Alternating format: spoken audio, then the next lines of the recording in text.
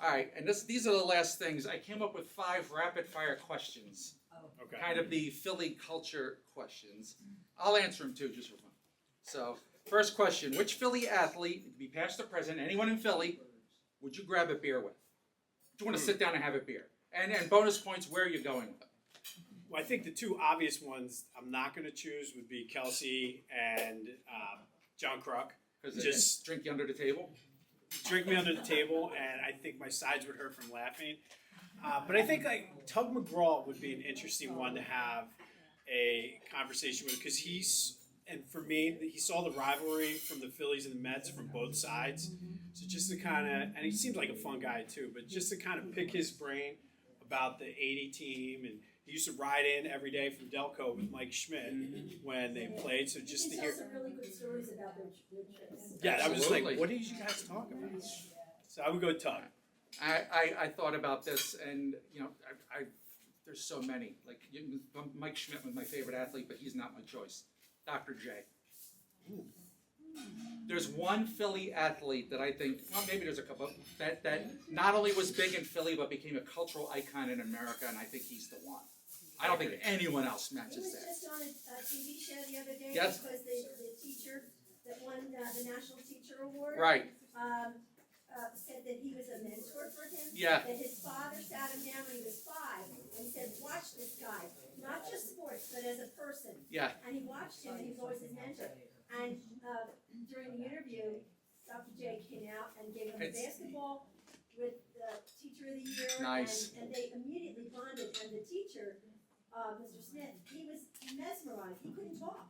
It was amazing. That's so cool. Like I said, there's a doctor, we talk about Michael Jordan. Michael Jordan wanted to be Dr. J. Yeah. That's how it works. So, all right. What is the loudest Philly crowd you've ever been part of, like at a live event? What's the loudest thing you ever experienced?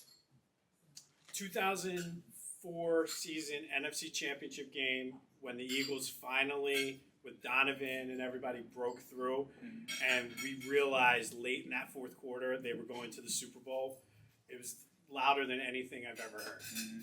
Mine's also an NFC Championship game, but it's 2018 actually, against the Vikings. The Patrick Robinson interception. Yes, that was a good one. We were sitting there like the Vikings had gone up, and we weren't sure, but when they got that interception, they showed the video, though you could hear us in Jersey. Place shook, I swear. It was loud for Incredible. that one too, yes. How about this? If you could, we love Citizens Bank Park, we love the link, but if somebody said tomorrow, we're going to get rid of them all and bring back the vet, would you do it, yes or no? With a better field. Let's say, with a grass field. That's tough because the vet, it was a dump, but I always say it was our dump. So many good memories there. I would say no. I think between the link and specifically Citizens Bank Park, it's just too nice to watch games there. It had 20,000 more seats, though. That's it. It did. How about the Spectrum over the Wells Fargo Center? Yes. Oh, yeah. In a heartbeat. All those 3 levels going into one concourse. Yes. I always hated it. You got close to a lot of people. Is there a loss? We're going to go to the negative side. Is there a loss that still hurts that to the point where you still need therapy when you think about it? And I'm going to guess we might have the same one. I have 2. Oh, you have 2? And I always can put these both 1A, 1B.